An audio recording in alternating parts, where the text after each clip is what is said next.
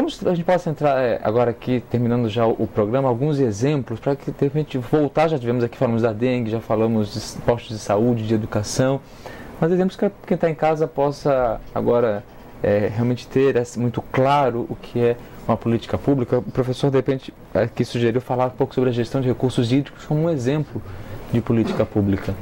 Sim, nós temos uma legislação federal e legislações estaduais que disciplinam e estabelecem as formas pelas quais nós devemos usar a água. Então essa legislação ela é baseada numa perspectiva bastante participativa, ela é baseada numa perspectiva bastante descentralizada. Nós temos a criação dos chamados comitês de bacias hidrográficas em todo o território nacional, inclusive diversos. Aqui em Santa Catarina, nós temos um comitê para o Rio Itajaí, nós temos um comitê para o Rio Tubarão, para o Rio do Peixe, assim por diante.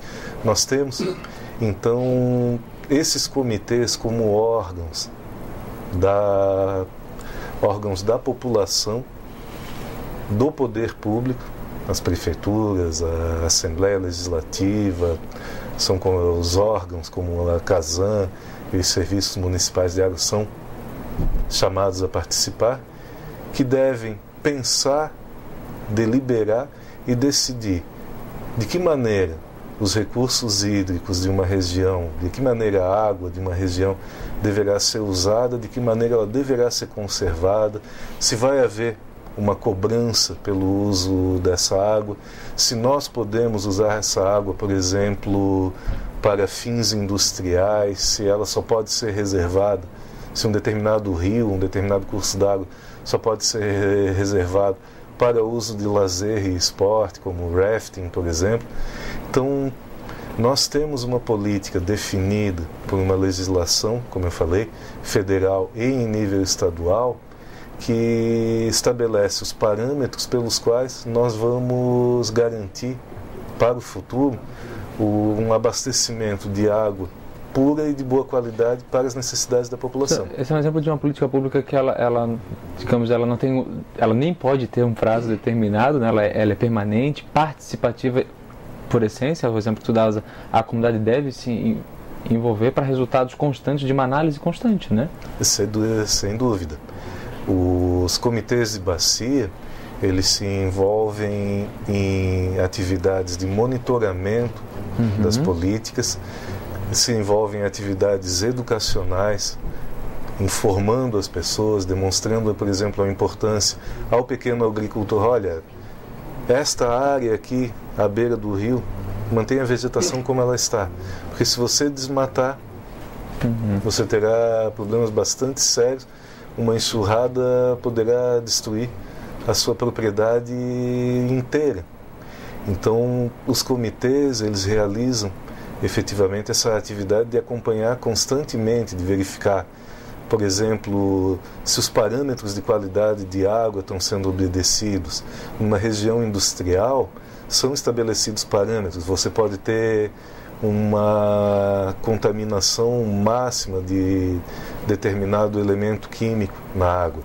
Então ele é medido, é verificado, está passando, está chegando ao limite, o que está acontecendo, quem está poluindo, quem está lançando efluentes na água e causando esse problema.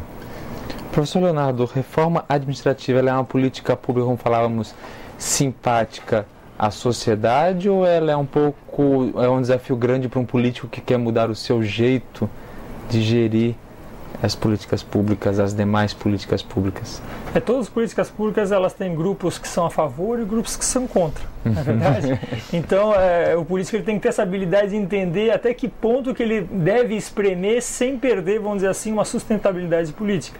Agora, as reformas administrativas, elas são um tipo especial de política pública, porque elas são transversais a todas as áreas. Sim. Se a gente for pensar, por exemplo, de que o Estado ele provê saúde, educação, saneamento, são atividades fins do Estado. na verdade, enquanto que a reforma administrativa são atividades de meio. Então ela toca o hospital, ela toca o posto de saúde, toca a escola, toca o posto policial e assim por diante.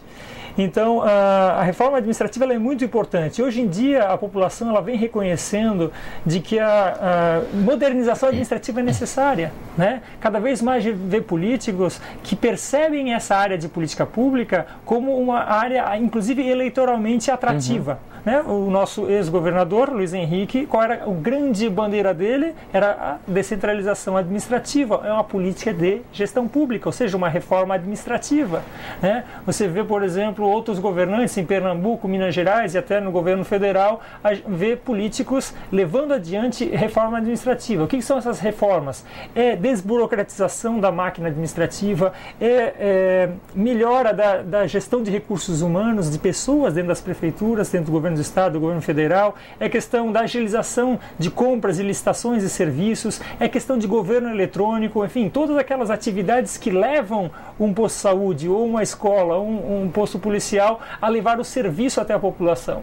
Dessa maneira, você agiliza a prestação de serviço, diminui filas e faz o processo ser mais rápido. Né? A gente tanto critica a questão da burocracia no Brasil, a reforma administrativa ela serve exatamente para isso, para ver até que ponto burocracia é interessante. É interessante. Agora, se você tiver burocracia demais, ela mais emperra do que ajuda. Então, eu acho que é um tema que a população vem percebendo e quando ela vê uma fila num posto de saúde, ela sabe de que aquilo lá não é culpa só da política de saúde, mas sim de uma política de gestão que está por trás da saúde.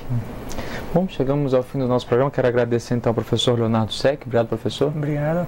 Ao professor Marcelo Zappellini, então, por nos ajudarem a pensar as políticas públicas, a nos dar ferramentas.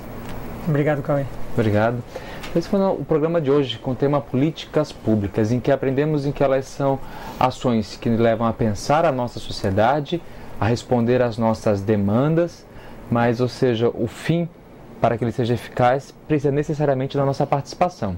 Não podemos apenas esperar que os gestores façam por nós, mas que sejamos ferramentas de colaborar, maneira de colaborar, de participar, de sugerir, de tornar a sociedade cada vez melhor. Isso sim também é gestão pública. Até o próximo programa com um novo tema, sempre com o apoio dos professores do curso de Administração Pública da UDESC-ESAG. Até lá!